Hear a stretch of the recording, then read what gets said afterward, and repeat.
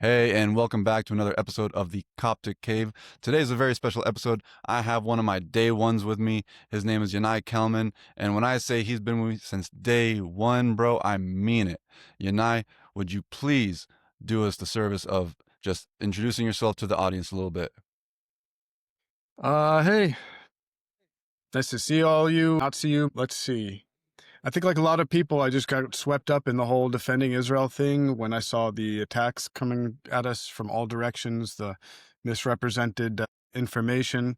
You know, living in Israel, you have a lot of information that other people don't have. And I realized that I'm in a position to disseminate it in a way that a lot of people can't, especially because of my native English. I was born in Israel. I grew up in New York, came back here after high school, essentially, after college. And yeah, ever since this war broke out, this has kind of been, went from my main hobby to the thing I do with most of my time. Now, you're a former IDF veteran. How does your service shape? Sorry, you were going to say something? Uh, yeah, I think there's the IDF is kind of a broad thing. I wouldn't say it's hard to say you're a veteran when what you've done is work in an architectural office inside of the army for you. That was my Sadir, which is like the main service. I was in the architectural engineering head, kind of going over plans, fixing things, proposals, that sort of stuff. It's not something you can really do in Miluim so much in your reserves because it's project based. So I you're not see, going to I come in see. for a few days of training and go over a project and go home. So I've been working in logistics ever since, making sure all the equipment, food, everything goes out to the soldiers in a timely fashion, and keeping track of things, that sort of thing. So calling me a veteran feels a little bit unearned. I've just been working in the background of the IDF. Well, you're serving in one way or another. And speaking of, just what you do in the background, your content has this mix of empathy, but as well as, blunt honesty. Did it take you time to sort of find your groove as a creator? Yeah, for sure, for sure. I didn't even know where to look in the beginning. I had to have a friend spell it out. Look at the camera. So a lot of my earlier content, I'm kind of looking down. I realized it later that it just kind of feels off. But as far as I didn't know where I was going to take it, and I still don't have maybe one particular direction. When I started in the beginning, it was just me in the comments section of other people's posts, just arguing and debating and trying to get facts to people. But it was just such a tidal wave that, after like 18, 19 months, I realized that I have to just make things that stand alone and I could just send to people, because writing the same thing out over and over again just doesn't hit like, here's the link to my video, take a look at it. Oh, yeah. So it really started with that. I saw some situation where what was actually being said and what was actually happening in the video was completely contrary to what they were presenting it as. So I made a quick video just kind of explaining what was actually happening and just kind of went from there. It's been a slow process of gaining followers, I guess, but it's not really about that. It's about having a condensed source for my opinions and a way to present everything that I'm seeing to the people who I find myself arguing with. Yeah. As well as getting the truth out. Because you Yeah, are a well, truth that's teller. You are a truth teller above everything else, man. There's opinions, but then there's truth. And the great thing about your content is you do have an opinion, but you're able to substantiate it with the facts. yeah. I try to make sure that I'm always coming with receipts. There's video of everything that I'm saying or documents. Just I spend a very long time editing just to make sure that I can pack as much as I can into one clip. And a lot of the time is just spent going around and collecting sources. I don't know how many gigabytes of videos at this point just related to different topics. Yeah, well, it's a bit of a process because you might have something that you want to say, and as you're editing a video, new information comes out, and sometimes I find myself splicing things together, or like that last, the big video that I tried to make to raise awareness of what's happening in Africa, and just before the elections, kind of wake people up. Things were changing while I was editing that. It took maybe 4 or 5 days of kind of a lot of work, and just as it was going, there was more and more. And in the end, I found that I missed out on things I had to rush everything to get everything into a video that people would watch through. Um, I wish I had another 2 weeks to work on that, but again, it's kind of a struggle between whether to do something quick and easy and very specific, or kind of paint a bigger picture, which is really what I would love to. My goal is for my content to Raymond Ibrahim's. I don't know who he was quoting, but he's the one who turned me on to the concept of a fox versus a hedgehog, where a fox is kind of like learning lots of new things on the go, constantly just kind of evolving with the information where he gets, whereas a hedgehog has a broader image of the way things work, and all the new information that comes in just kind of fits in with his worldview. And that's kind of how I see myself more. I'm the hedgehog that sees kind of what's going on in a broader sense, and I'm trying to paint that picture for whoever reaches my content. Nice, nice. I like the way you put that. That was pretty smooth. Well, Well, I listen, have to man, cut. you and I are both here waking up. Well, not actually waking up. We found out last night. Zoran Mamdani, you being New Yorker, I just got to ask, man, what's running through your mind? So much. I couldn't fall asleep until the results came out. I was up late last night just watching the news. And here it's, that came out at after 4 o'clock in the morning. Yeah, it's dark seeing that happen after fighting against it so hard. I've been watching London and the UK at large for years now, and just watching their steady decline under Sadiq Khan, and trying to raise the alarm for everybody, and a lot of us have been, and it's just baffling that Americans don't see it. And a lot of that, I have to say, it's got to do with the algorithm, because I made two videos very specifically on the election, and both of them in the first few minutes got a lot of traction, like 100% more than your average. And then all of a sudden they just flatlined. All the views essentially dried up after like 200 views in maybe a minute, and they got nowhere. But yeah, they've been running a very strong media game, and a lot of that has to do with the crazy amounts of money behind getting Muslim politicians elected. Qatari money is obvious; it's a no-brainer. Buying media groups, influencing the algorithms, by paying bots, everything. Buying influencers. Um, so yeah, it's just been hard to deal with that sort of bubble. I feel like all of us are just trying to burst the bubble and reach the broader audience, but it's just not happening. It is tough, man. It's really tough. It's just crazy because they don't hide things. Like they're pretty honest about, what they're seeking to do. And I remember this may be like a month back, maybe a month and a half ago. I was part of this online group and we sort of had like a strategy meeting on how to like talk to potential or, potential Mamdani voters. And we're sort of discussing the language that we want to use, the topics that we want to bring up. And we quickly realized that like things like terrorism and anti-Semitism and, national security, things like that, it doesn't resonate. Like they don't care. They really don't give a shit. And like the one thing that you would assume maybe they would care about, crime, they also don't really care about that. And it's not like we haven't had, examples to look back on with failed policies. I mean, you look at where I live, not too far outside of Los Angeles. It's a shithole. It's horrible. It's crime ridden. You go up north, San Francisco, it's the same thing. You just brought up London, crime ridden. It's this new age of voters, man. They just something's wrong with them. Something's wrong with them. Yeah, and it's not just crime ridden. I mean, it's so public. It's happening in the US too. It's not just over there. A big problem of what's happening in the UK is that people are being let off with a slap in the wrist. Well, what's happening in New York? What's happening in LA? You're seeing these people who have been uh, arrested 14 times going out and stabbing a blonde girl on a train. And, each time it's these people who've been captured and released, caught and released. And yeah, people have gotten so used to it that maybe they don't even remember what it was like before that. Do you It's think tragic. somebody like Mamdani represents ignorance, malice, or political opportunism? Hmm. Does it have to be only one? You can pick, more than one, or you can, go with your own answer too if you don't see something on the list. Yeah, well, I don't think he's stupid. I don't think he's No, not a bright no. person, let's say, but I don't think particularly. I saw his rap videos.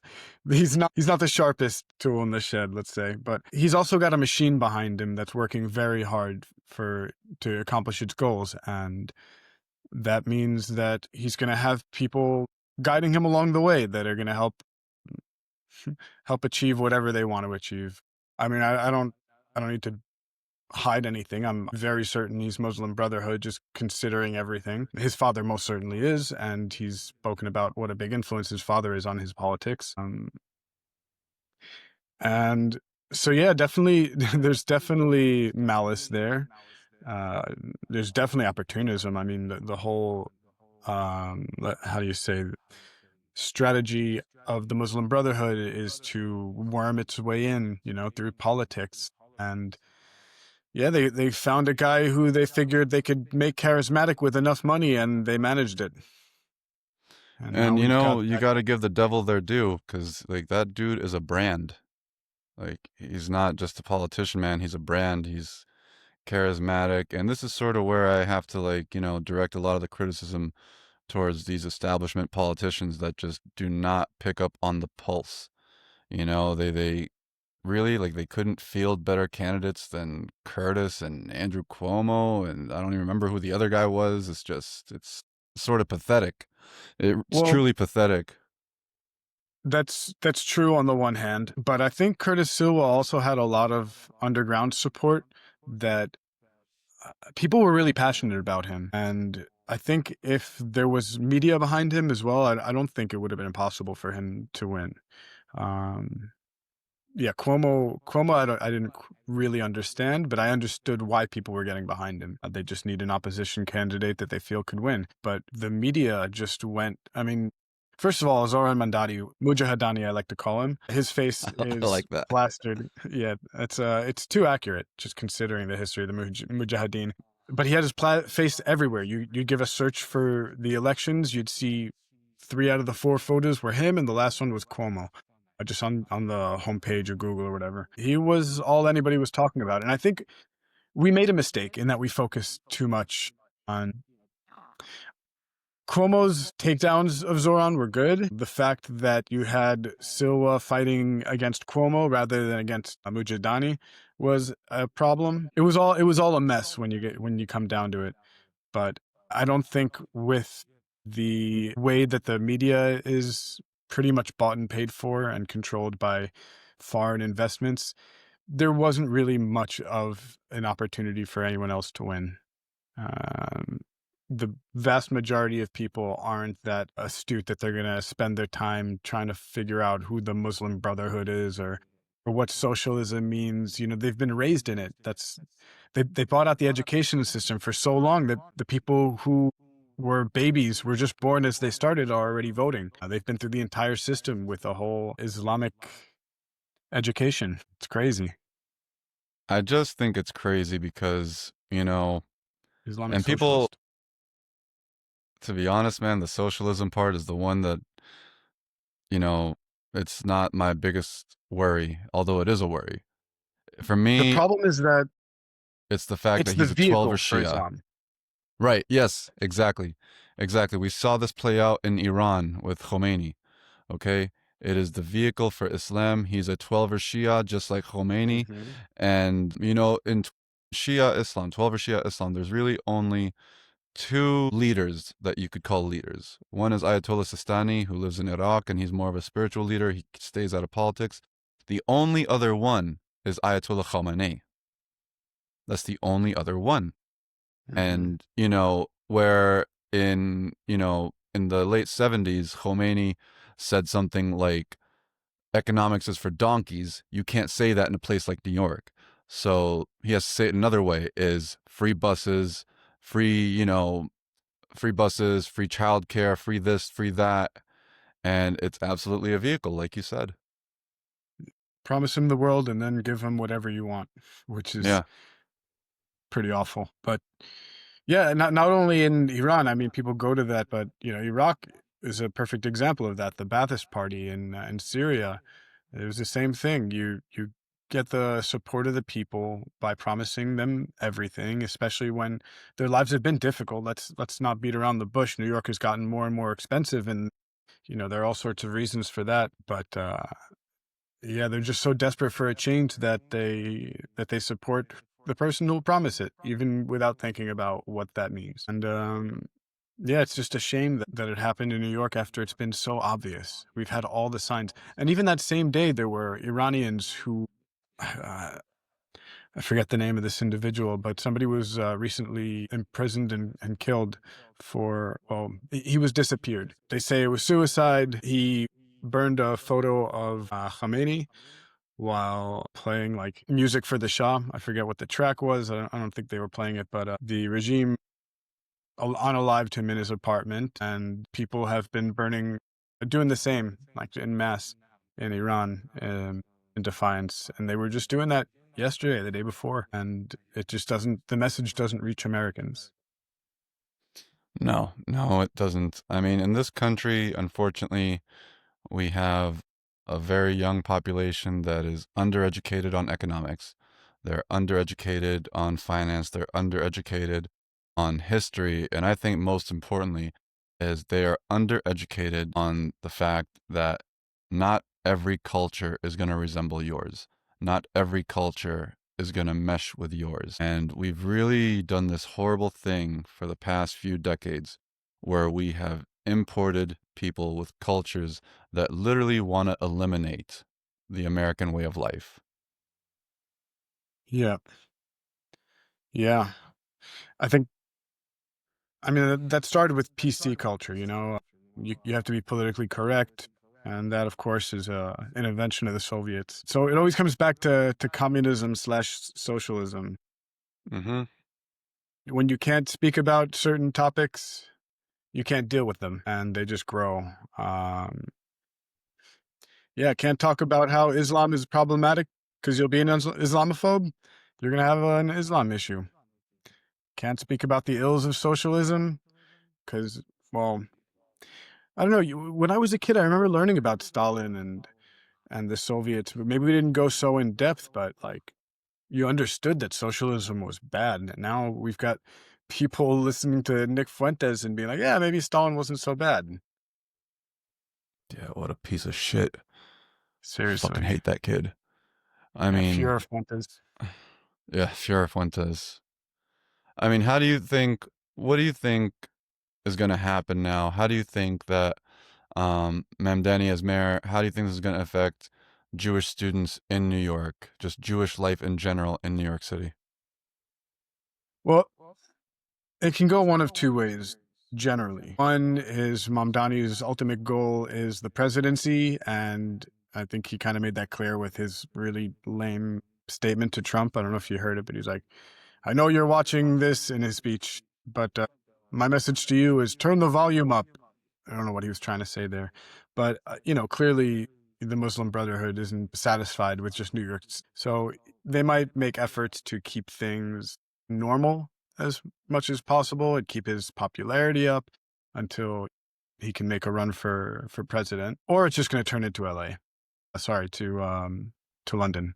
Yeah. That is the other possibility where we see almost daily, yeah, daily at this point, knife attacks and just awful brutality, just assault of children. And, in the UK, there are between 130 to 180 cases of female genital mutilation. I didn't know And that, that's but it just, doesn't surprise me. yeah, that's just what they're able to kind of estimate. And it might be more than that.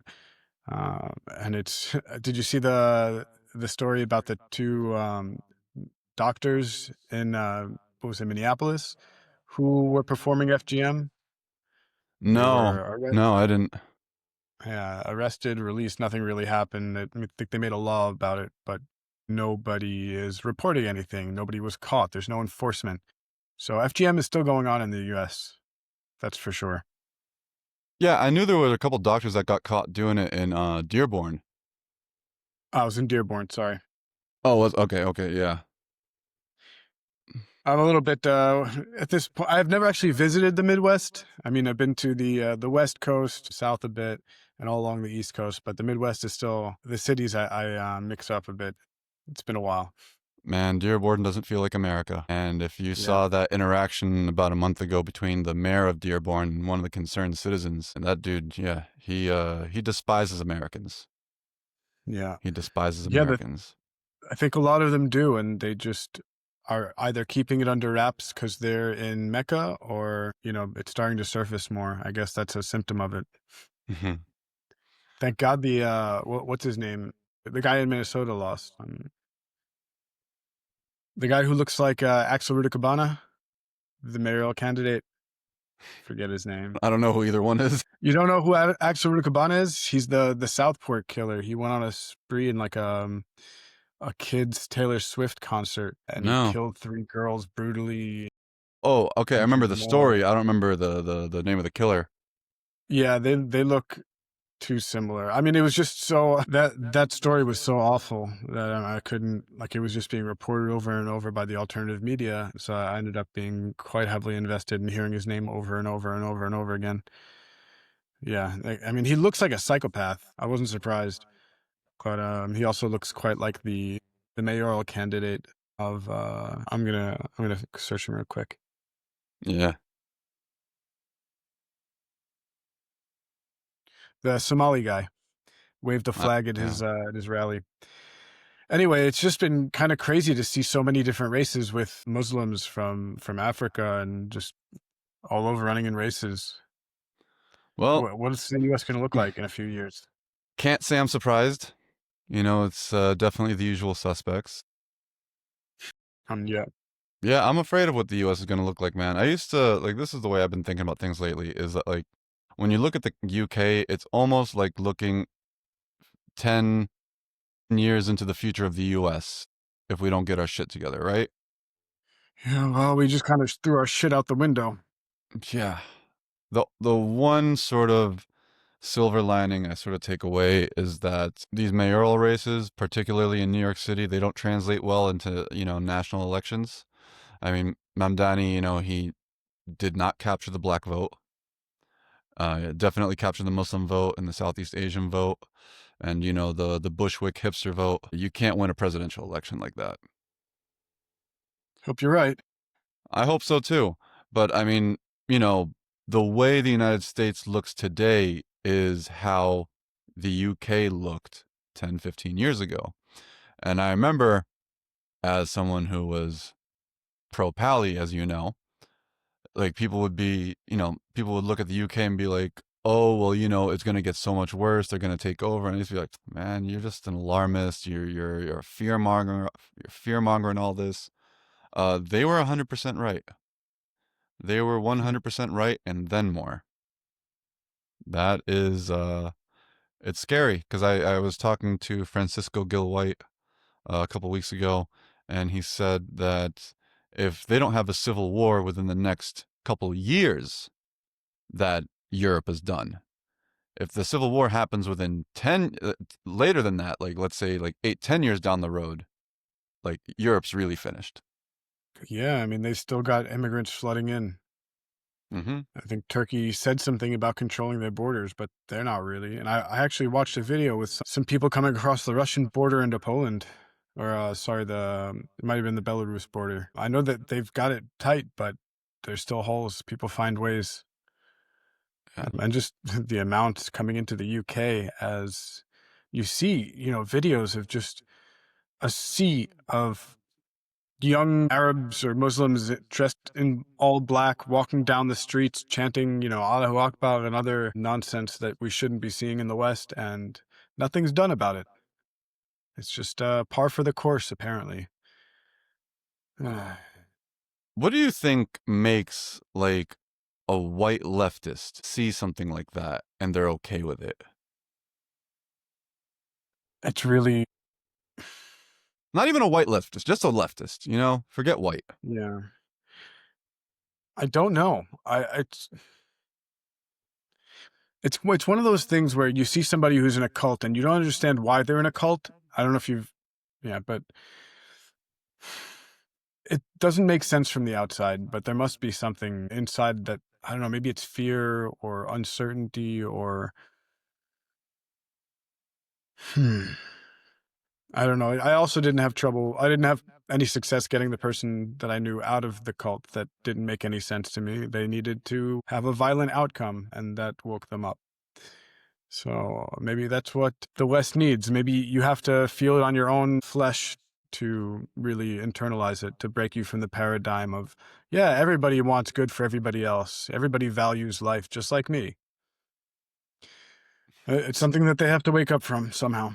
It's just astonishing because I was watching, this clip came out last week. I saw it on Instagram. There's this march in the UK. It must have been, a few hundred, maybe even up to 1,000, Muslim men marching in the streets, and they're all wearing black. Okay. And some, leftist on the left, on the side says, we're on the same team. And he gets rebuked immediately.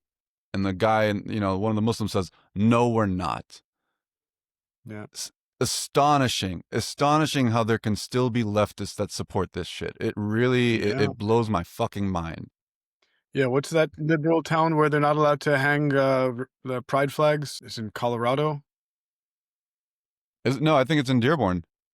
Also Dearborn? Jeez, I everything's know in for Dearborn. sure it's Dearborn because they made a big deal about it. So now in Dearborn, the only flag that you can fly is like the state the state flag of Michigan and probably like the city flag of Dearborn or whatever. And, all the terror flags, I'm sure, are fine on the streets. Nobody does anything about those either. Oh Yeah, yeah, the yeah, man. Hezbollah, Yeah, Hamas. listen, a couple of years ago, this is when I was sort of like doing covert Hasbara, but I wasn't ready to show my face yet, right?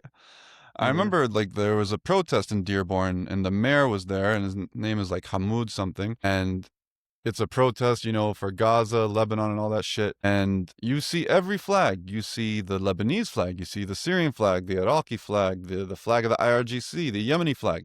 You didn't see a single American flag there. You didn't see a single American flag at a protest where the mayor of an American city is giving a speech. Yeah. That is terrifying for America. Yeah, so listen, what I've been trying to do is be the wake-up call. I don't want people to have to feel the trauma of whatever's coming for them on their flesh. So I try to make my videos as shocking, as in your face as possible. I think that's the only thing I can really do. Um, And you do a what, good what job, else if I can you might do? add. You Thanks. do I a great just job, wish man. wish they got to a broader audience so people could really wake up. I mean, I guess maybe I'm exposed to it so much because of my advocacy of the Druze and honestly what I saw here in Israel myself, and what I've known growing up. There's just some facts of life about being an Israeli that you can't be asleep about everything. And yeah, we've always spoken about how the West is naive, and it hurts that it feels like it's going to come back to harm all the naive, wonderful people that I grew up with, and I want to stop that as much as I can. But we failed so far. Fight's not over, but man, these elections were a huge setback. Yeah, punch in the fucking stomach, bro. A punch in the Yeah. fucking stomach. Speaking of the Druze, man, one of the things I respect the most about you is you are one of the few incredibly consistent voices speaking out on the plight of the Druze, particularly the Druze who are being butchered and massacred and raped and kidnapped in Sueda, southern Syria. For those who don't know, who are the Druze and what's happening to them in Syria right now? Well, the Druze are an ancient people who lived in, well, kind of they didn't quite move around. They were pushed into the hills by the invasion of Islam into the region, the conquests. They were forcibly converted to a sect of Shia Islam, or at least that's what they called themselves, and they preserved their Druze traditions and just kind of said, we're Shia, yeah, don't kill us. And they've had a long history of persecution, keeping their numbers small. They have a very secretive religion and they don't accept converts at all. Right. There's no converting, zero. If you marry outside of the religion, you can't come back. It's all very strict, and I honestly think they're or a tribe of Israel. There's a few that very suspicious of. That's not why I care for them. I think we have a problem all around the Middle East and North Africa where non-Islamic people are being erased, and we have to fight for all of them. But especially the Druze, because we have so many of them in Israel from, the Golan and the Kinneret area who are wonderful citizens. Really, I've known quite a few of them, from doctors to officers in the army, and just everywhere in society. And they're always stand up, respectful people. You can rely on them. They always do a fantastic job. They're studious and generous and welcoming. They keep that Abrahamic um, mitzvah of achnasat orchim, inviting guests, hospitable. That's the word I'm looking for. Hmm. Just really a sector of the population we've never had to worry about, and who's always done their part to contribute. And as we have a large populations, both Muslim and Jewish, that you can't say all those things for. They're very much beloved in Israeli society. So, when the rocket strike on Majd al-Shams happened, the whole country rose up for them. The way that they came for us, on October 7th, you didn't just have Druze fighting on the front lines. You had the communities, mothers, grannies coming, sending food and making pitas and labane on the spot for everybody in the area of the Gaza envelope, sending stuff in for the soldiers, just really being wonderful. So yeah, they've thrown their lot in with us, and there's no abandoning them after that. When we saw what was coming out of southern Syria, scenes just like what we'd seen on October 7th, there was no ignoring it. There was only doing my part to try and help them raise awareness, and both in Israel and internationally, and show them that we have their backs, send the message to them as well, because they didn't have the IDF to come and save them. They were just up to the mercy of whoever was around them and their ability to defend themselves, which was some limited, let's say. Highly limited. Highly And there's still limited. a siege. It's not over. Just the other day, there were, I think, 3 people on a bus that lost their lives coming into Sueda on the road from Damascus. They can't really travel. They're not getting supplies. Somebody's grandfather just died of cancer because he couldn't get his medications. So a lot of that sort of thing's still going on. Man, the worst thing, the worst thing in life is to be at the mercy of a Muslim government. The Yeah, absolute worst thing. You have some governments out there that are okay, I guess, relatively stable, but these regimes are always susceptible to being overthrown. yeah, And when they're overthrown, it gets ugly very, very fast. And it's not as if, the Druze in Syria had such a great life under Bashar al-Assad or his father Hafiz al-Assad. It's no, not like it was a fucking picnic back then. But now it's even worse. Now it's even worse. And what disgusts me, man, is that, here in the USA, we're getting ready to roll out the red carpet for El Jolani, Ahmed Ashara. it just And keeps going. it just Yeah, keeps he has an going. invitation to the White House. How does that happen? He already visited France. Macron rolled out the red carpet and told him welcome to Syria, because that's what Paris basically looks like right now. It's Syria. Yeah. Um, it's just, and all the crimes get swept under the rug.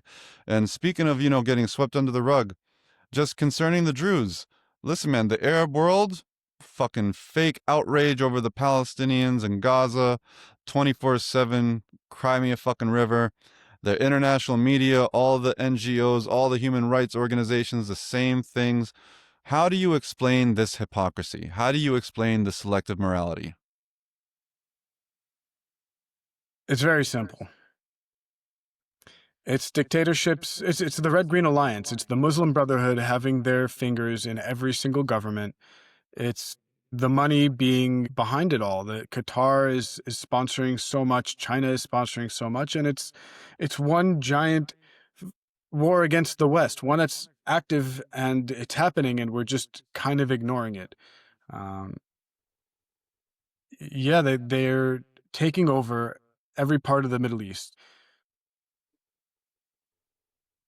any population that might be able to rise up against this Islamic caliphate is being crushed. I mean, the Druze are known for being good fighters. If they have weapons, if they have, supplies and the means to, they defend themselves very well.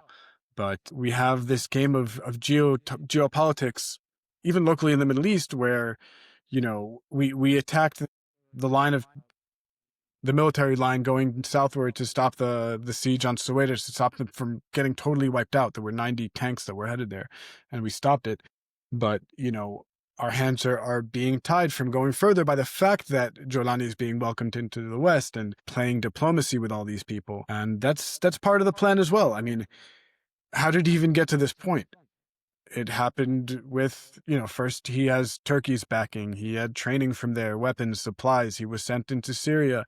And, in the meantime, we're doing all sorts of diplomacy over the war in Gaza, which has been like a way to twist the West's hand. If you want this, then meet with Jolani and, step by step work him deeper and deeper into the consciousness and just become accepted as the warlord of Syria. And that same kind of thing, the war in Gaza has been used as a cover for so much of this stuff. And we're only hearing about it now. Why? Because there's ostensibly a ceasefire in Gaza. All these things are starting to prop up into the popular consciousness now that this ceasefire's happened. Because for years that this was going on, it was just being completely covered by this end the genocide. Fucking nonsense. Yeah, End yeah, the genocide. How about we end the genocides? exactly. And it's funny to me because the genocide that they accuse of happening in Gaza is the one genocide, again, quote unquote genocide, Yeah. that could have been prevented if, Gazans simply kept their rapists and their murderers on their side of the fucking border on October Yeah. 7th and didn't take hostages. I don't understand how it's a genocide when they could have ended the war by giving back the hostages, or better yet, not take any fucking hostages in the first place. It's just, Yeah. it's a fucking shit show. It's a bizarre genocide for sure. A unique one in world history.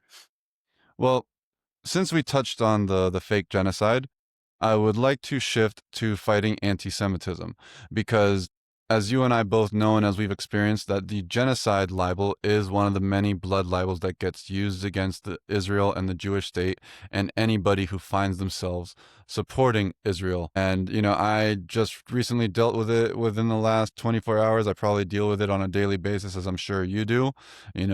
Somebody called me a child killer. Yeah, all the time. All the time. Since October 7th, the tone online has changed drastically. I think it's always been there. It's always been under the surface. But after October 7th, I mean, it came out in full force. How have you Mhm. personally handled the surge in anti-Semitism? Well, it changed over time, but I think ultimately the most effective thing is just knowing that I'm in the right and all these other people have either no idea what they're talking about or they're actively trying to spread propaganda, trying to manipulate and twist the narrative. So it doesn't really impact me personally so much. What bothers me is the fact that other people are buying into it and that there's influence on politics and society on just a basic level from the fact that people are so sold on this false narrative. So it doesn't make me feel like less as a person. If anything, it gives me something to fight, which is something that I think Americans are lacking, which is why they've kind of latched onto us. But Israel isn't, we're not experiencing that. We know what we're fighting. We're very clear-headed about it. Of course, there is a left which is confused, but because even here we have media and, Qatari and Chinese money doing damage. But for the most part, we're very cohesive on this, and even our left isn't insane for the most part, It, completely. I feel like it's this new breed of anti-Semitism that's managed to combine, the anti-Semitism, anti-Zionism of the Soviet Union and what we consider to be the left, plus sort of the classical, dare I say, Christian anti-Semitism of the religious right that's, coming more and more, becoming more and more prominent right now. And then, of Yeah. course, The main culprit that I always say is the anti-Semitism of Islam, because it's embedded in the Quran, it's embedded in the Sunnah, it's Mm. embedded in their jurists. You know, how do we tackle this? Really, how do we tackle this? What are the do's and the don'ts?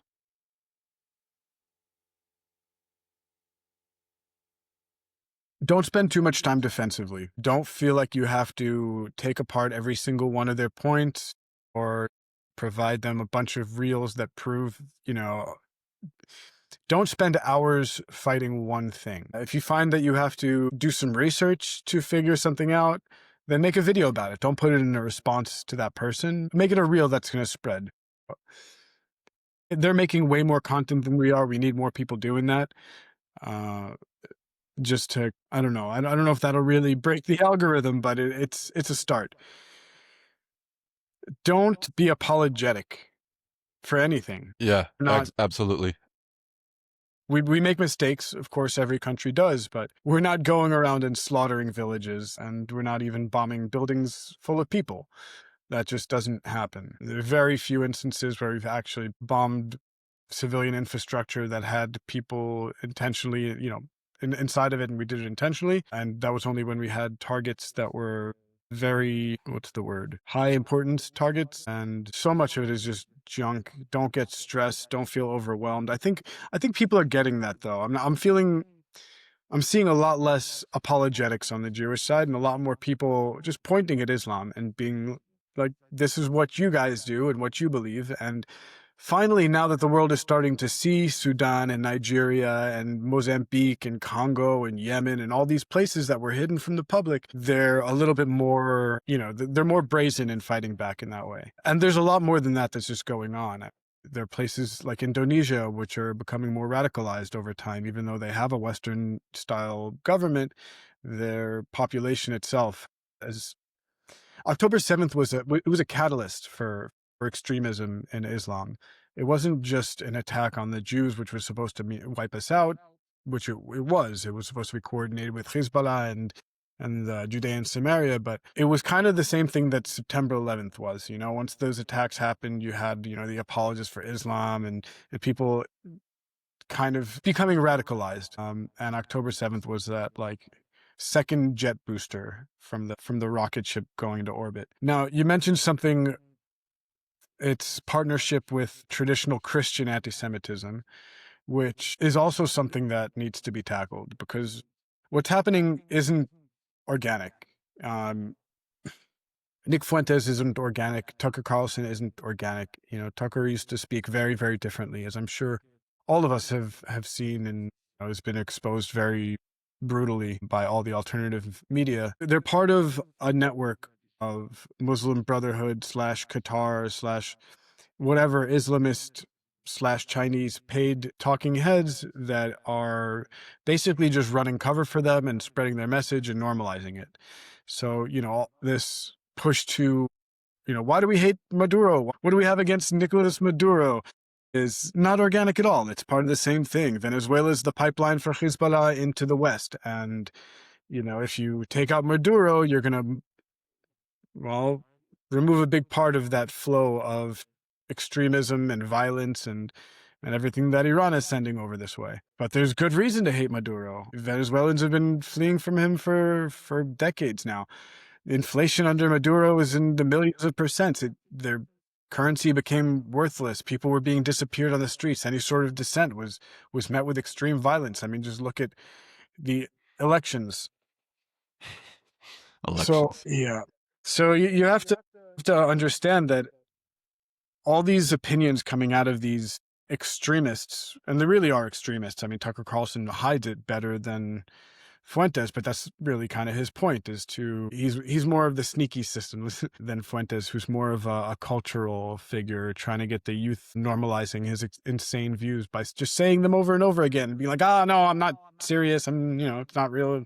Just kidding or whatever. I mean, I don't think he said those, but he's such a ridiculous character that people, I feel like, are supposed to just kind of assume he's not being serious, but he is. Do you I think don't know. people like them are sort of, as part of their strategy, betting on this feeling of disenfranchisement among, young people. For sure. Yeah, for Like, sure. I mean, that's what every revolution counts on. Things aren't good when the revolution happens. It's usually at a point of frustration. I mean, here we've also been subject to decades of demoralization. This disinformation campaign where we don't know what's wrong or right, and that created right fertile ground for Islam to come in and take root. I mean, that's been going on since the '70s. That's not even new. right. And yeah, I mean, that connected with all the economic hardships, problems. Um, we were under 4 years of Biden. It's not surprising that the US was in such bad shape. Millions and millions of migrants and inflation going through the roof with social programs and, the government printing all the money in the world to fund them. Hmm. And I mean, the world is at war too. Let's not beat around the bush. And things are expensive then. And there are hardships during that time. And, you know, I think not painting that clearly to Americans is part of what the problem is. America doesn't go to war anymore. We have military operations. That's a good point. So the country never feels like it has to galvanize against an enemy. We don't feel like we need to make sacrifices like a country at war does. It's the psyche hasn't evolved to that point yet of the American people that things are going to be hard. We have to push through and trust that we're doing things correctly. But again, all those years of demoralization lead us to questioning our government. So even if we do go to war at this point, like everyone's just gonna be like, oh no, war is awful, and not like, oh, this war is necessary. And that's the scary part because our enemies are galvanized against us. They are Hmm. galvanized, they are motivated, and they are not, taking half measures. They are Yeah. preparing for the long game, and we're sort of, I don't even know if we can say that we're sleepwalking into things. I feel like we have a population that's sort of almost in denial about the battle that we're up against. We had Charlie Kirk, and people, I think, still don't realize how crucial he was because he was the crusader. He was the one who recognized all these problems. He was the one who was approaching the youth in a reasonable, coherent, comprehensive way, and trying to right the ship. He was the strongest force for moralization, for the anti-demoralization campaign that the East has been pulling on us. It's no wonder they killed him. I mean, it's duh. Like he was the leader of the youth. And now they're watching Candace Owens and Tucker Carlson and even Nick Fuentes as their Hassan Piker and all these turd buckets, honestly. Just fucking That was a turd buckets. was a really nice way of putting it. I would have been a bit more vulgar. Shit eaters. These Well, shit I eating got grifters. they're just selling out the West. It's crazy that look, I'm not saying that those people wouldn't have had a following before Charlie Kirk was killed. They did, obviously, but he was the guy that people watched if they wanted the alternate opinion, and they've been taken over by the number one grifter. The number one grifter. He was sort of a guardrail. He stood Yeah. for, classic conservatism. But it wasn't just a guardrail. He was actively pushing back in the other direction. He was righting the ship of society. I mean, in no uncertain terms. You could agree or not disagree with some of the things that he said for sure, but you can't disagree with the fact that he had open dialogue and a very balanced patriotic perspective based in Christian values. And now we have Tucker, who just converted to Christianity, 2 years before, and Nick Fuentes, who's not a Christian, I mean, at all. That's crazy to say. These are not Christians. That's No. the thing. This I wanted to get back to what you said before, where there's a Christian anti-Semitism, but it's not Christian. It's very anti-Christian. And I'm a Jew. I can't really speak for Christians, but I grew up in New York. I have a lot of Christian friends. A good friend of mine is a scholar studying in a monastery in Italy, writing books about Christianity and history, and I have who to speak to about these things.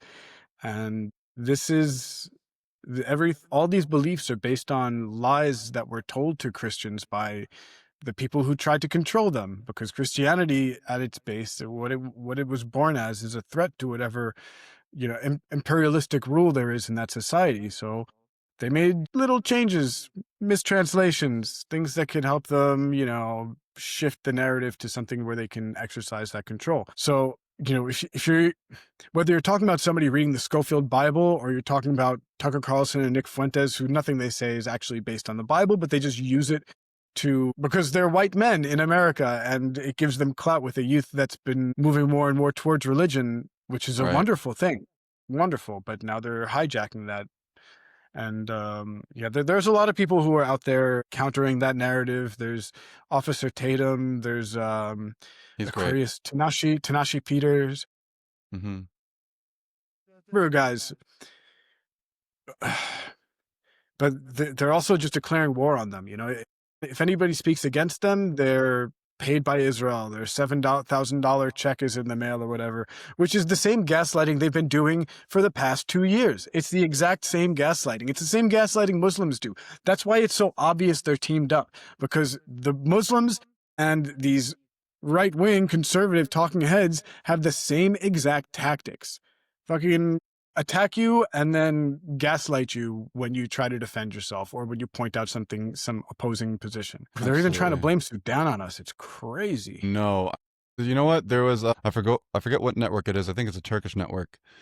It had a picture of the leader of the UAE, and on it, okay, it said how the UAE and Israel are creating chaos in Sudan.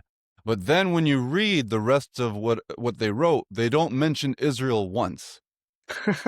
It doesn't, like, the word Israel didn't appear once, and it's They all just about threw the us in the UAE, headlines. right? And there's good info pointing to that. The UAE has a heavy hand in what's going on in Sudan, so let's Oh, not discount that absolutely. either. Oh, for Absolutely, sure. absolutely. But it's just like you can so easily attach Israel to whatever fucking conspiracy theory that you want to push. It's seamless, and people don't think twice about it. And Yeah. so I guess for me, it's like I do sense that, where earlier I said Christian anti-Semitism, you're right in saying that, that's sort of a false thing to say, in the sense that it's not Christian. Like, the anti-Semitism isn't Christian.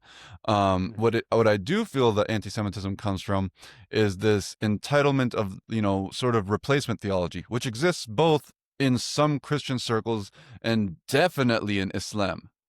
Yeah. I Definitely in honestly, Islam. I think replacement theology birthed Islam. Yeah. But yeah, they're the same. It's the same exact thing. Yeah. Minus the pedophile warlord prophet. But if you look at some of the Roman emperors, you could kind of classify them that way. Well, listen, man, we're wrapping it up right now. I just want to just give you a big thanks for coming on, bro. You are somebody who I really respect. I respect your voice, your passion, your effort. Everything about you is just, man, it's awesome, dude. Like, I'm so I want to fortunate. say, no, I'm sorry you're going on about me, but I got to say about you. When I saw, I don't know if it was your first video or second video where you were actually in front of I think it was your first one that you were in front of the camera talking. And I went down to the comments and I saw, there was a debate about whether we should let you in or not, whether we should trust you or not. And I think I told you about this. There was a guy, we've had instances in the past where we've trusted somebody and it's gone wrong, and Yeah, Daddy we've Milagro, I think. yeah, but Yeah. there's been others as well, Yeah. and I just felt like somebody who'd had some experience in that. I need to speak to this person personally and protect my community, or welcome in somebody and see what he's got. And you've been the most amazing, wonderful ally we could have had. Really, you work tirelessly, and it's really amazing to see. When you see somebody like that, it really makes the darkness of the past 2 years, which have been overwhelming at times, much, much easier to bear. So thank you. Thank you very Habibi. much. Thank you, man. I You've meant appreciate so it. much to all of us.